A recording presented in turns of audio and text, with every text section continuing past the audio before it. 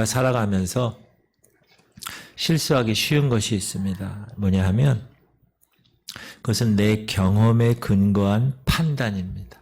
내가 경험한 것에 관한 확신이죠. 사람은 한계가 있는 존재입니다. 그래서 모든 것을 다 알거나 모든 것을 다 경험할 수 없죠. 그래서 간접 경험을 책을 통해서 하는데, 그런데 내가 경험한 세계는 내 마음에 각인이 됩니다. 새겨지죠. 그래서 내가 살아갈 때 그 경험을 근거로 판단하고 선택하는 경향이 많습니다. 그런데 내가 경험한 밖에도 세계가 있다는 것을 잘 인정하지 못하거나 인식하지 못하는 경우가 많습니다. 질병에 걸렸을 때 이런 예가 아주 자주 나타나는데, 무슨 병에 걸렸다. 그런데 내가 그 병에 걸려서 나았다. 그런 경험이 있으면 옆 사람에게, 그 병이 걸린 사람에게 뭐라 그래요? 확신에 차서 조언을 하죠. 근데 사실 같은 병이라고 하더라도 그 병의 원인이 이렇게 될 수도 있고 저렇게 될 수도 있는 거기 때문에, 경우의 수가 엄청 많기 때문에 나에게 맞았던 치료법이 저 사람에게도 맞는다는 것은 보장할 수 없죠. 물론 그 사람이 자기가 경험한 것을 이야기함으로 조언을 해주는 것은 필요하지만, 그렇죠? 이것은 육체의 질병에만 적용되는 것이 아닐 것입니다. 사실 마음의 질병도 있는데, 마음의 질병은 더 많은 경우의 수로부터 옵니다. 여러분, 상담학을 배우신 분들은 알겠지만 자신의 상담 사례를 이렇게 글로 적어서 이렇게 하는 그런 게 있어요. 근데 이제 선생님들로부터 많이 지적받는 것 중에 하나가 뭐냐 하면 섣부른 판단이라, 판단을 너무 섣부르게 한다는 거예요. 그리고 막 대안을 섣부르게 제시한, 이런 질문 저런 질문을 통해서 진단을 해 가는데, 그러다가 어느 순간 이렇다 판단을 하게 되면 확신에 차서 이렇게 해라 저렇게 해라, 이렇게 섣부른 판단이 생기게 되고 그걸 지적을 받게 되는 거죠. 우리의 마음과 삶은 상당히 복잡한데 그거를 자기의 경험을 통해서 그냥 이렇다 이렇게 얘기하는 경우가 많다. 오늘 본문 1절에 보면 지금 사무엘이 깊은 슬픔에 빠져 있는 모습을 우리가 읽었습니다. 우리 1절을 다시 한번 읽어보면, 시작. 여호와께서 사무엘에게 이르시되 내가 이미 사울을 버려 이스라엘 왕이 되지 못하게 하였거늘 네가 그를 위하여 언제까지 슬퍼하겠느냐. 너는 뿔에 기름을 채워 가지고 가라. 내가 너를 베들레헴 사람 이새에게로 보내리니 이는 내가 그의 아들 중에서 한 왕을 보았느니라 하시는지라. 하나님께서 사무엘에게, 야, 이제 내가 이미 사울을 버렸어. 이스라엘의 왕이 되지 못하게 했는데 너 그 사울 왕 때문에 언제까지 슬퍼할 거니? 이렇게 말씀하신다. 다시 말해서 사무엘은 지금 이 사울 왕이 버림받은 것에 대한 그 슬픔, 거기서 아직 빠져나오지 못하고 있었다. 오늘 읽지는 않았지만 사울 왕은 14절 15절에 보면 아주 번뇌하고 있는 모습이 기록되어 있어요. 14절 15절 읽을게요. 시작. 여호와의 영이 사울에게서 떠나고 여호와께서 부리시는 악령이 그를 번뇌하게 한지라. 사울의 신하들이 그에게 이르되 보소서, 하나님께서 부리시는 악령이 왕을 번뇌하게 하온즉. 이 번뇌라는 것은 염려하거나 근심으로 인해서 이 마음에 공포심을 간 그런 상태를 말하는 거죠. 지금 현상적으로 나타난 모습은 사울도 영적 침체에 빠졌고, 그렇죠? 사무엘도, 두 사람 모두 다 근심 걱정으로 인해서 깊은 슬럼프에 빠져 있는 사람입니다. 그러나 같은 슬럼프, 같은 침체를 겪는다고 해서 그 원인이 같냐? 그렇진 않아요. 전혀 다를 수 있어요. 해결 방안도 다를 수 있습니다.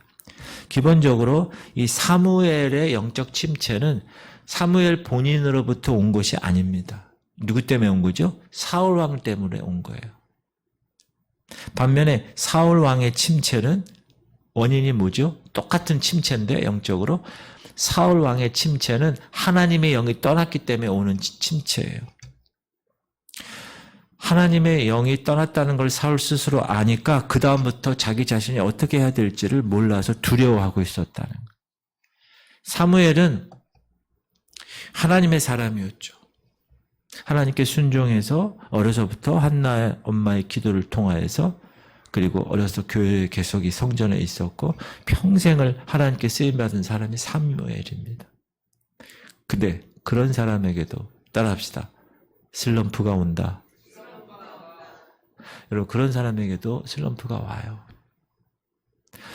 그러면 사무엘이 왜 이리 큰 슬픔에 빠져 있을까? 몇 가지 생각해 볼 수가 있는데 첫 번째는 믿었던 자에게 대한 배신감 때문이었을 것입니다. 사무엘은 누굴 믿었어요? 지금 사울 왕을 믿었어요. 사무엘 선지자가 사울 왕에게 기름을 부은 사람이에요. 사무엘의 겸손함, 사울이 겸손했어요. 처음에는 사울이 겸손했죠. 그래서 그것을 보고 야, 이 친구 잘 해낼 거야. 그래서 그를 왕으로 세우고 그를 위해 기도했을 거예요. 선지자니까. 그런데 사울이 교만해지고 하나님을 대적하는 왕이 되고 그 모습을 보니까 사무엘 개인에게 있어서 깊은 배신감에 빠졌을 것입니다. 쉽게 얘기하면 회사 사장님이 그동안 자기 밑에서 참신하게 일했던 부사장에게 회사를 맡겼는데 알고 봤더니 재산을 다 빼돌렸어. 그런 배신감. 이런 배신감. 여러분 도대체 이 세상에서 누구를 믿을 수 있는가? 사무엘이 지금 그런 거예요. 하나님이 허락하셔서 왕을 나는 세우지 않겠다고 했는데 하나님이 백성들의 뜻을 생각해서 다른 나라처럼 보이는 왕을 세우라고 그래서 그 겸손한 사울 왕을 내가 기름을 부어 세웠는데 이렇게 하나님을 대적하고 하나님이 이제 그를 버렸노라 이렇게 할 정도로 깊은 불신과 실망감을 가져서 영적 침체에 빠지게 되었다. 또 사무엘이 영적인 침체에 빠지게 된 경우는 또 사울 개인에 대한 동정과 연민 때문이 아니었을까. 하나님은 사울을 버렸습니다. 그럼에도 사울은 그 당시 잘 나가는 왕이었어요. 우리가 지난 시간 배웠잖아요. 요나단과 무기든 자 때문에 사울 왕을 일으키잖아요. 암몬 족속, 블레셋 족속, 아말렉과의 전투에서 모두 승리케 하는 거. 이건 누가 한 거예요? 하나님이 하신 거예요. 사울이 잘나서 한 게 아니라. 그러나 사울의 결말을 이 사무엘 선지자는 알고 있어요. 내가 그를 버렸노라. 이렇게. 제가 지난 주간에 추락하는 것은 날개가 있다고 얘기했는데 지금은 저 왕좌에 있는 사울이지만 이제 비참한 결과를 이 사무엘 선지자는 알고 있어요. 그래서 그 결과에 대한 그에게 대한 동정과 연민으로 인하여 슬픔에 빠지고 영적 침체에 빠지지 않았나. 그러나 같은 침체에 빠져도 사울 왕의 침체에 영적 침체에 빠진 것은 죄로 인한 것입니다. 어떤 죄였죠? 교만했어요. 하나님이 왕으로 다스리는 나라 이스라엘을 자신이 다스리는 나라로 생각한 거예요. 하나님이 받으셔야 할 영광을 자기 자신이 가로챈 거예요. 자기를 위하여 기념배를 세우라고 그랬죠. 지난 주간에. 그렇죠? 그리고 14절, 15절, 23절에 보면 여호와께서 부리는 악령이 그를 번뇌케 했다고 그러는 거예요. 여호와의 영이 사울에게서 떠나고 여호와께서 부리시는 악령이 그를 번뇌하게 한지라. 사울의 신하들이 그에게 이르되 보소서 하나님께서 부리시는 악령이 왕을 번뇌하게 하온즉 하나님께서 부리시는 악령이 사울에게 이를 때에 다윗이 수금을 들고 와서 손으로 탄즉 사울이 상쾌하여 낫고 악령이 그에게서 떠나더라. 요 말씀은 하나님이 악과 관련이 있다 이런 뜻이 아니에요. 악의 근원인 사단도 그의 하수인은 악령, 이런 세이튼과 이 데블, 이 악령의 활동까지도 다 하나님이 부르신다고 얘기한 건 뭐냐? 하나님 통치 안에 있기 때문에 악을 통해서도 하나님의 뜻을 이루어 가신다는 의미입니다. 이처럼 침체, 사울의 침체와 사무엘의 침체, 침체는 똑같지만 이유는 다릅니다. 사울은 죄로 인해서 침체에 빠졌고 사무엘은 죄와 관계없이 하나님의 일을 열심히 해다가 침체에 빠진 것입니다. 사랑하는 성도님들, 영적 침체를 경험해 보신 분도 있으실 것입니다. 아니면 지금 영적 침체 중이거나 혹은 주변에 그런 사람을 보고 계신 분도 있을 것입니다. 스스로에 대해서도 냉정하게 판단해야 하지만 여러분 남에 대해서 쉽게 판단하지 마시기 바랍니다. 내 경험상으로 저 사람 침체 어쩌고 이렇게 판단할 필요가 없다는 거. 그러다가 실수한다는 거. 제가 초두에 말씀드렸지만 자기가 경험에 의해서 다른 사람들 그럴 것이라. 여러분 그 원인과 그 모든 것은 다 변수가 있는 거예요. 그런데 중요한 건 뭐냐 하면 침체의 원인이 무엇이든지 사울 왕의 죄로 인한 건지 사무엘이 하나님의 일을 하다가 그런 건지 그거와 관계없이 좋지 않은 건 뭐냐 하면 침체가 지속되는 건 좋지 않습니다. 슬럼프에 빠질 수 있어요. 그러나 그 슬럼프가 계속 오래되면 되지 않는다. 지금 하나님이 사무엘에게 그랬죠. 1절에 언제까지 슬퍼하겠느냐. 언제까지 슬퍼하겠어. 이건 무슨 말이에요? 무슨 뉘앙스예요? 야 이제 그만하면 충분해. 이 뜻이죠. 네 슬픔 이해하지만 이제 그 슬픔에서 좀 벗어나. 오늘날도 그리스도인들 중에서 열심히 하나님을 섬기다가 영적 침체에 빠진 사람들이 있습니다. 목사나 교회의 비상식적인 행동을 보면서 침체에 빠진 사람도 있습니다. 내가 열심히 섬겼던 성도가 죄에 빠지는 모습을 보면서 침체에 빠지기도 합니다. 그런데 중요한 거는 이런 침체가 지속이 되면 사람이 무기력하게 돼요. 그리고 깊은 불신이 있게 돼요. 그 상대방에 대해서. 그래서 여러분들이 어떤 일을 할 때 부정적으로 생각하는 사람들 있죠. 항상. 일 하지도 않았는데 안 돼. 뭐 안 돼. 뭐 이런 사람들 있잖아요. 이런 사람들 그 원인이 뭐냐면 그 영적인 침체가 길어지는 후유증이 가능성이 큽니다.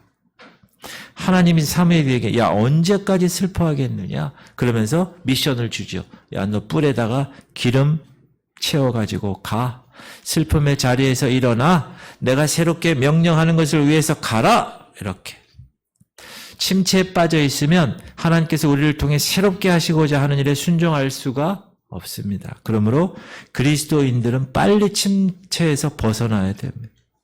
그렇기 위해서는 말씀에 순종해서 다시 일어나는 것.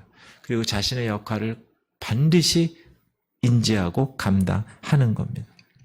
그런데 사울의 침체 같은 경우는 무엇 때문에 그렇게 됐다고요? 죄로 인해서 온 것이기 때문에 죄를 통해 자복하고 죄에 합당한 열매를 맺기 전에는 벗어날 수가 없습니다.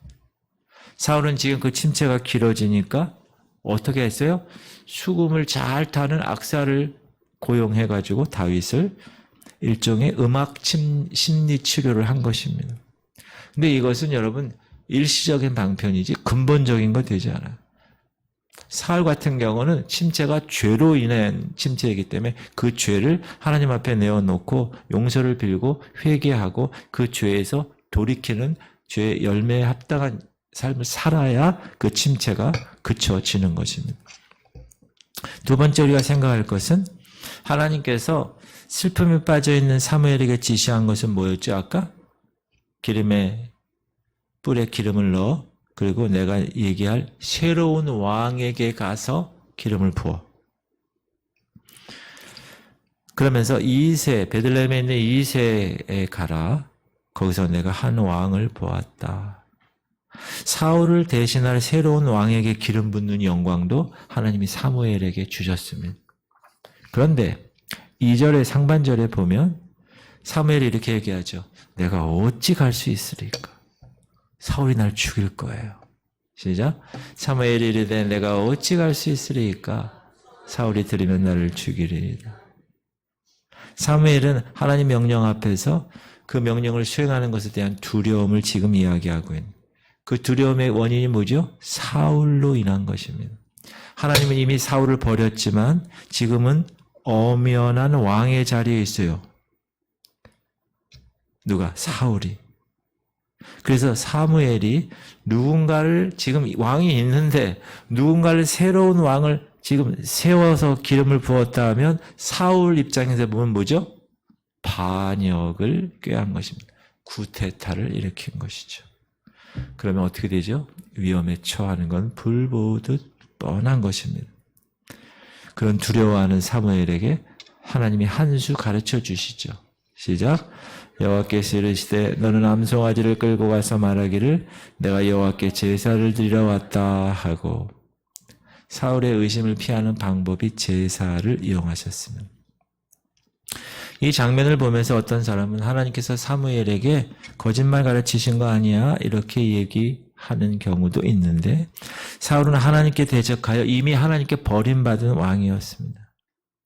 버림받은 왕에게 하나님은 그분의 뜻을 드러나지 않을 뿐이지 거짓은 아니었다는 거죠. 버림받은 왕에게 하나님 자신의 생각을 미주알 구주알 다 말해야 하나님이 정직하다 이렇게 볼 수는 없기 때문에, 그러므로 하나님의 대적에게 모든 것을 다 말하게 되면 그것은 오히려 하나님의 일을 방해하고 더욱 하나님의 대적하게 하는 것이기 때문에 하나님은 제사를 지내는 것으로 이야기를 이야기하시는 거죠. 사울은 왕으로 제사를 드렸고 하나님이 이야기하신 아말렉을 모두 진멸하라고 그랬어요. 애들까지, 소유까지. 진멸하지 않았죠. 욕심에 의해서, 탐욕에 의해서 좋은 물건을 남겨두었죠. 그리고 하나님께 뭐라고 그래요? 제사하려고 남겨뒀어요. 핑계를 대죠. 하나님을 기만하는 사울 왕이었습니다. 그런데 그런 사울에게 제사를 지낸다고 이야기하면서 왕을 세우는 모습을 보니 하나님은 참 아이러니하다라고 얘기할 수도 있습니다. 자, 이제 사무엘이 제사를 드리러 어디로 갔죠? 베들레헴으로 갔습니다. 베들레헴에 왜 갔죠? 거기 이새가 사니까. 거기 쉽게 얘기하면 차기 대통령감이 거기 있으니까. 4절 시작. 사무엘이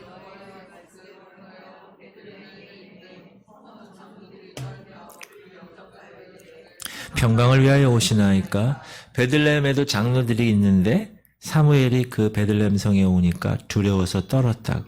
왜 베들레헴 장로들이 떨었을까요? 예상치 못한 사무엘의 방문이었으니까. 혹시 자신들을 책망하려고 오지 않았나. 그리고 더 나아가서는 하나님의 신실한 종 사무엘에게서 하나님의 임재를 느꼈기 때문에 뭔가 경외감, 두려움을 갖게 된다. 우리가 여러분 정말 귀한 사람 만나면 어때요? 온 매무지 한번 다시 잡고 턱턱 배도 좀 집어넣고 안녕하십니까 이렇게 자세를 이렇게 하잖아요. 그런 거랑 같은 거예요. 사무엘 선지자를 딱 만날 때 자신을 돌아보게 하는 경외심이 있었다. 누구에게? 그 베들레헴 장로들에게 있었다라는 거예요. 두려움이라는 감정도 여러분 똑같은 두려움이에요. 그러나 다양한 상황 속에서 나타납니다. 사무엘은 나쁜 사람 사울을 통해서 두려움을 느꼈죠. 그렇죠? 근데 베들레헴 장로들은 선한 사람 사무엘을 통해서 두려움을 느꼈어. 똑같이 두려움을 느꼈어. 그러나 전혀 다른 상황에서 두려움을 느꼈죠. 사무엘의 두려움은 극복되어야 하는 거지만 베들레헴 장로들의 두려움은 하나님 앞에서 자신을 돌아보게 하는 긍정적인 역할을 하는 두려움이었다. 우리가 그렇게 알 수 있습니다. 세 번째 우리가 생각할 것은 뭐냐면 이제 사무엘은 베들레헴에서 이색 가족을 초청해서 하나님께 제사를 드리는데 이색의 큰아들 이름이 뭐였죠? 아까 처음에? 누구라고요? 엘리압. 이새의 첫째 장남 엘리압이 사무엘 앞에 딱 이르렀을 때 사무엘은 마음이 어땠을까요? 흡족했어요. 엘리압을 보는 순간 마음으로 여호와의 기름 부으심을 받을 자가 과연 주님 앞에 있도다. 이렇게 얘기했어요. 시작. 그들의 오매 사울이 엘리압을 보고 마음에 이르기를 여호와의 기름 부으실 자가 과연 주님 앞에 있도다 하였더니, 그러나 하나님은 뭐라고 그래요? 사무엘에게 7절 시작. 여호와께서 사무엘에게 이르시되 그의 용모와 키를 보지 말라. 내가 이미 그를 버렸노라. 내가 보는 것은 사람과 같지 아니하니 사람은 외모를 보거니와 나 여호와는 중심을 보느니라 하시다. 그 유명한 말이 여기 나온 겁니다. 사람의 시각은 여러분 외모를 주로 보게 되어 오는 것 같아요. 외모. 사무엘은 이미 사실 외모에 한번 당한 사람이잖아요. 예전에 사울을 봤을 때 키도 크고 훤칠하게 생겨서 야 이스라엘의 왕감이다 라고 생각했잖아요. 그랬던 사울이 사무엘에게 지금 배신을 때리고 마음이 너무 아픈 원인을 제공했잖아요. 그런데 사무엘이 또 엘리압을 보고 똑같은 그 외모와 키를 보면서 야 과연 이 사람이 하나님이 기름 부으실 만한 사람이다 생각했다는 거예요. 이건 뭐죠? 따라합시다. 우리의 선입견이 바뀌기 어렵다. 그것을 이야기합니다. 한번 호되게 지금 사무엘은 사울에게서 당했는데도 불구하고 키 크고 잘생기니까 엘리압을 왕으로 생각했다는 거예요. 여러분 외모는 요즘 아이들은 외모를 너무 신경을 써요. 요즘 아이들. 헬스장에서 꼭 헬스를 해야 되고 우리는 여러분 다이알비노 하나로 1년 내내 썼는데 요즘 애들은 폼 클리징 남자애들도 요즘 그렇게 써요. 그리고 하여튼간 그만 얘기해야지. 사람들이 애들을 보면 어휴 그 녀석 장군감이네 이렇게 얘기하죠. 뭘 보고 하는 거예요? 외모를 보고 그렇게 얘기하는 거예요. 사람들은 주로 자신의 경험을 통해서 나름대로의 판단 기준들을 다 가지고 있어요. 근데 그 판단 기준에서 가장 크게 작용하는 게 외모라는 거예요. 여기서 외모는 얼굴 잘생기고 이쁜 이 미모뿐만 아니라 그 사람이 가지고 있는 직책, 그 사람이 갖고 있는 학력, 돈, 소유 이것도 외모에 들어가는데 그 사람을 외적으로 치장할 수 있는 모든 것은 다 포함되는 겁니다. 근데 사람들이 왜 외모에 큰 영향을 받는 이유가 뭔지 아세요? 그게 가장 쉽기 때문에 그래요. 눈에 쉽게 띄니까. 가장 쉽게 파악할 수 있는 방법. 그리고 사람들의 기본적인 욕심에 그게 맞아, 외모가. 그래서 요즘 강남의 이 성형외과들이 돈을 막 그냥 붓는 데잖아요. 다른 나라에서 우리나라 이 손기술이 의자들이 좋으니까 이렇게 찍고 하고 깎고 이런 거 하려고 온대잖아요. 다른 나라에서 원정으로. 참. 그러나 여러분 따라하세요. 외모는 속기 쉽습니다. 그래서 여러분 속단하면 안 되고 중심을 볼 수 있는 눈을 키워야 됩니다. 이게 고수예요, 고수. 사무엘은 이제 사울 왕 다음으로 하나님이 세우실 왕을 탁 보고 알 수 없었습니다. 사실 누가 탁 보고 알 수 있는 사람이 누가 있겠어요? 그건 하나님만 아시는 거지. 사람이 어떻게 사람의 깊은 속을 어떻게 탁 보고 알 수 있겠어요? 그건 착각입니다. 안다는 사람. 그래서 뭐가 필요합니까? 교제하는 게 필요합니다. 여러분 교제하다 보면 그 사람 탁 봤을 때 생각, 느낌하고 어떤 때는 다르잖아요. 그렇죠? 처음에 외모로 풍겼던 것과는 달리 만나서 이야기하다 보면 그 사람의 진솔한 모습을 발견하고 그 사람의 연약한 모습까지도 발견하게 됩니다. 여기 청년이 없네. 전도사님밖에. 청년들 그리고 그런 청년 자녀를 두신 부모들 외모를 무시하려는 말은 아니고 따라합시다. 포장지에 속지 마라. 너무 속단해서 그 내면에 진주가 있어 지금. 근데 그걸 발견 못하고 그냥 쓰레기처럼 그걸 처리하는 경우가 많다. 그래서 여러분 중심을 보는 눈을 키우시기 바랍니다. 정말 중요한 거예요. 사람은 여러분 몰라. 제가 그걸 한두 번 당한 게 아니에요. 아니 저 사람이 저래? 전혀 생각지 못한 일들. 사람 모르는 거예요. 여러분 저 믿지 마세요. 저 아셨죠? 목사님 어떻게 그런 얘기 아니에요. 하나님만 믿으세요? 진짜예요. 목사도 믿지. 요즘 목사들이 별 목사들이 다 있어. 3.1절에 일장기 걸어놓는 목사도 있고 빤스 목사도 있고 별 목사가 다 있어. 한 사무엘 앞에 7 아들이 지나갔습니다. 그러나 하나님의 결재가 떨어지지 않았습니다. 아무도 그 7 아들에게. 그 아버지 이새가 이날 데려온 아들은 거기서 끝이었습니다. 그러나 하나님은 틀림이 없는 분입니다. 그래서 사무엘이 이렇게 묻죠. 네 아들들이 이게 다냐? 시작. 또 사무엘이 이새에게 이르되 네 아들들이 다 여기 있느냐? 그러자 이새가 막내가 하나 있는데 밖에 저 양치고 있어요. 시작.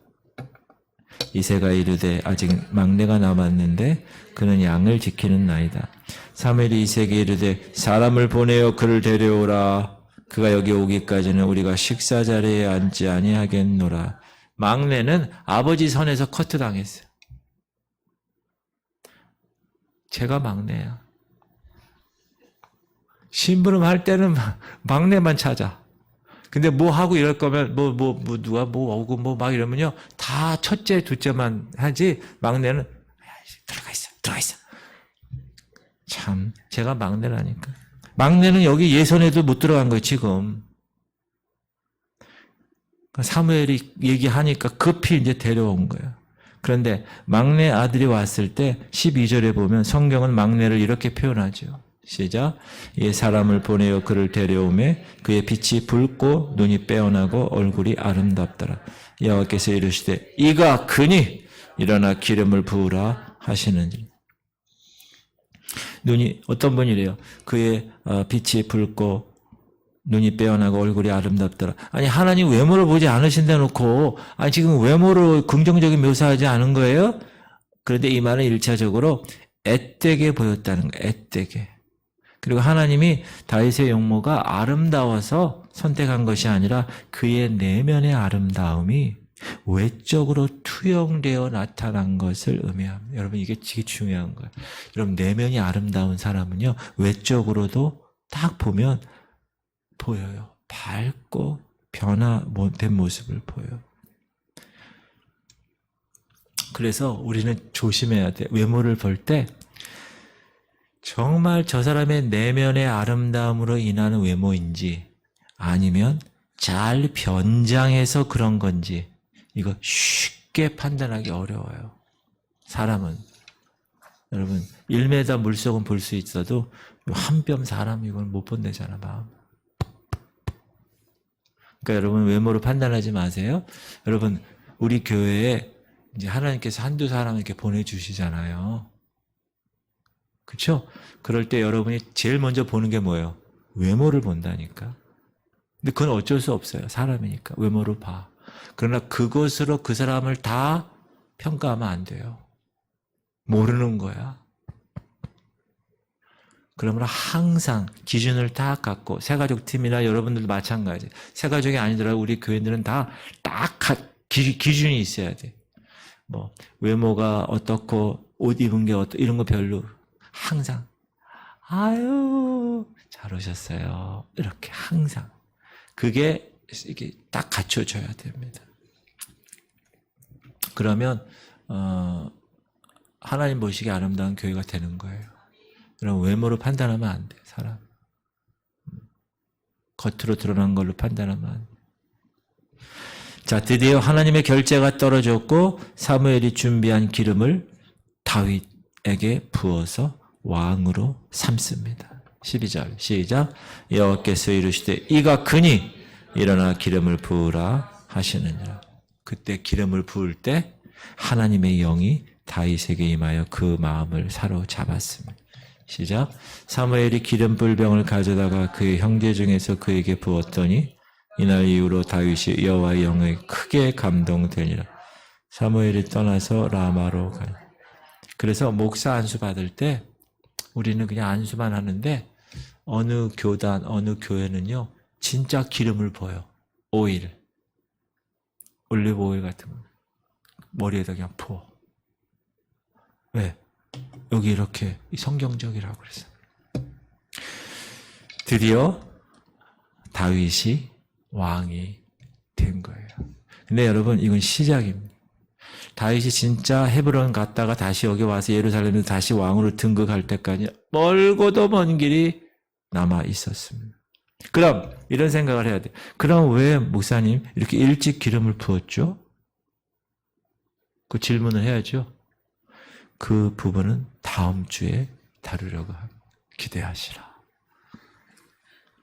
연속극이 그래서 계속 보는 거예요, 여러분. 그런데 한 가지 생각할 분이 있습니다. 하나님이 계획하신 일은, 따라합시다. 하나님이 계획하신 일은 환경에 의해 어그러지지 않습니다. 꼭 기억하셔야 돼요. 하나님이 우리 교회에 계획하신 거는 우리가 보는 이런 환경에 의해서 좌지우지되지 않아요. 제가 좀 이따 얘기할 텐데, 다윗의 입장에서 보면 아버지에 의해서 기회조차 주어지지 않았죠? 아버지 손에서 커트당했잖아요, 막내라고. 세상적으로 보면 일이 꼬인 것이고, 세상적으로 보면 다윗에게는 불행인 거야. 그러나 하나님의 계획하신 일이라면 여러 방해가 있더라도 결국 성취됩니다. 따라하세요. 하나님이 계획하신 일이라면 여러 방해가 있더라도 결국은 성취됩니다. 그래서 여러분, 그 하나님의 계획하신 거랑 확신만 있잖아요. 그러면 가슴 졸이고 조바심을 가질 필요가 없는 거예요. 제가 지구촌 교회 부임하기 전에 이미 지구촌 교회는 다른 목사님이 오게끔 돼 있었어요. 그거 아시나요? 아시는 분은 아셔요. 그랬는데 그분이 안 왔어. 그리고 제가 여기 왔어요. 제가 생각을 했어요. 왜 그랬을까? 오늘 내가 말씀 준비한 느낌, 하나님이 계획하신 일이구나. 그 생각을 한 거야, 내가. 저는 몰라. 그리고요, 제가 여기 이렇게 올 때 또 2명이, 3명이 입후보 했어. 쉽게 입후보. 담임 목사로. 하나님이 계획하신 일이구나. 그걸 알았어요, 제가. 그래서 제가, 겸손하게, 다윗이 그렇게 했잖아요. 그죠? 하나님이 계획하신 일이구나. 그럼 내가 어떻게 해야 돼? 하나님의 뜻대로 해야지. 만약에 하나님이 계획하신 일인데 하나님의 뜻대로 하면 어떻게 되는 거예요? 사울왕처럼 되는 거야, 나는. 그래서, 여러분 삶에 하나님께서 하나님이 허락하신 그 계획하신 일이 있어요. 아멘 하세요. 근데 그거에 대해서 지금 환경이 그렇지 않아. 그래서 여러분 가슴 졸이고 조바심하고 막 이럴 필요가 없는 거예요. 하나님이 계획하신 일은 환경에 의해서 어그러지지 않고요. 하나님이 계획하신 일은 여러 방해가 있더라도 결국 성취되는 거예요. 저 그걸 깨달았잖아요, 제가. 그래서 여러분이 꼭 그걸 기억하시고 신앙생활 하시면요. 흔들리지 않아, 눈에 보이는 것 때문에 막 교회 기분 나빠서, 어느 분은 기분 나빠서 교회 안 나온대. 기분 나빠서. 머리가 아프고.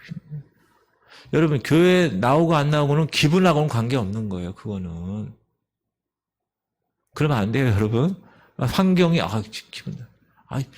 저거 보기 싫어서 안 나온대. 저 목사 보기 싫어서 안 나온대. 그러면 안 돼, 그러면 안 됩니다. 오늘 다른 거 다 잊어버려도 이것만 기억. 하나님이 계획하신 일은 어떤 방해가 있어도 결국 성취되는 거예요. 할인이에 관한 것도 그런 거예요. 하나님이 계획하신 일이라면 방해가 지금 얼마나 많아. 힘들어. 병원에 또 가야 되고, 막 열흘 누면 또 가야 되고, 막 급하게 또 응급실 가야 되고. 그러나 결국은 성취되는 그 믿음을 가지고 우리는 믿음 생활을 하는 거예요. 우리 교회 30주년 돼서 직분자들 세우고 이제 하려는, 이렇게 좀 도약하려는 그런 하나님의 계획이 확실하다고 하면 우리는 가슴 졸이고 조바심을 가질 필요가 없어요. 방해가 좀 있어도 신경 쓰지 마세요. 하나님이 하시는 건 결국 성취되는 거예요. 그리고 우리는 거기에 쓰임 받는다는 거에 관해서 여러분 프라이드를 가지셔야 돼요. 프라이드를. 어디 교회 돼? 지구촌 교회 다녀요. 어떻게 해야 돼? 어느 교회 돼? 그냥 저기 상가에 있는 2층에 다녀. 이러면 안 돼요, 여러분. 그 교회 목사님은 어때요? 이러면 안 되고, 여러분, 제가 어느 교회 출신이라고요? 어렸을 때? 순복음교회. 순복음교회 그 빨간 가방 구역장들, 그 빨간 가방 특공대들이요. 한번 모이기 시작하잖아요. 그리고 탁 퍼지잖아요. 세 가지 자랑을 하는 거예요. 세 가지 자랑. 하나님 자랑, 교회 자랑, 목사님 자랑. 이 세 가지가 여기서 막 칩을 튀기면서 해요. 그분들은. 그분들 중에 우리 엄마가 있는 거예요. 우리 엄마가. 만나면 하나님 자랑, 교회 자랑, 목사님 자랑. 그 세 가지. 프라이드를 가지시기 바랍니다. 하나님이 계획하신 일은 반드시 성취되는 거예요. 오늘 말씀은 하나님께서 다윗에게 새로운 왕으로 기름 부으신 내용입니다. 새롭게 다윗이 등장합니다. 사울은 이제 사라지고 다윗이 등장합니다. 이 과정에서 우리가 뭘 봤어요? 처음에 사무엘의 침체, 사울 왕의 침체 비교해 봤고요. 또 사무엘의 두려움, 왕으로 세우라니까 다윗을 지금 왕이 살아있는데 시퍼렇게. 그러니까 사무엘이 얼마나 두려워. 사무엘의 두려움, 베들레헴 장로들의 두려움 비교해 봤고, 또한 사무엘의 시각. 아이고 이 친구 왕이구먼 그랬는데 하나님은 아니야. 하나님의 시각. 사무엘의 시각, 하나님의 시각 비교해 봤어요. 참 다양한 경우가 있다는 것을 인정하고 쉽게 판단하지 말고 사람의 중심을 이해하는 과정이 필요하다. 그래서 사람의 마음을 다양하게 바라보고 이해할 수 있는 그 중심을 볼 수 있는 여러분 되시길 바랍니다. 여러분 딱 봤을 때 아유 저 사람 외모가 저래 신경 쓰지 마세요. 중심을 볼 수 있게끔 여러분 실력을 키워야 돼요. 영적인 실력을 키워야 돼요. 우리 교회는 그런 교회입니다. 작지만 많지 않지만 확실한 그런 교회가 되는 거예요. 제가 아까 얘기했죠. 우리 교회 제가 오기 전에 이미 올 사람이 정해졌었다니까요. 근데 하나님의 계획은 제가 여기 와서 최선을 다해서 목회하는 게 하나님의 계획이었기 때문에 그래서 제가 온 거라고요. 그러니까 여러분 우리 30주년을 맞이한 우리 지구촌 교회 지금 제가 왜 전도 대상자를 왜 계속 불러가며 기도하죠? 우리가 우리의 영역에서 해야 될 걸 최선을 다하는 거예요. 그럼 이제 하나님이 하시는 거예요. 할렐루야. 기도 제목.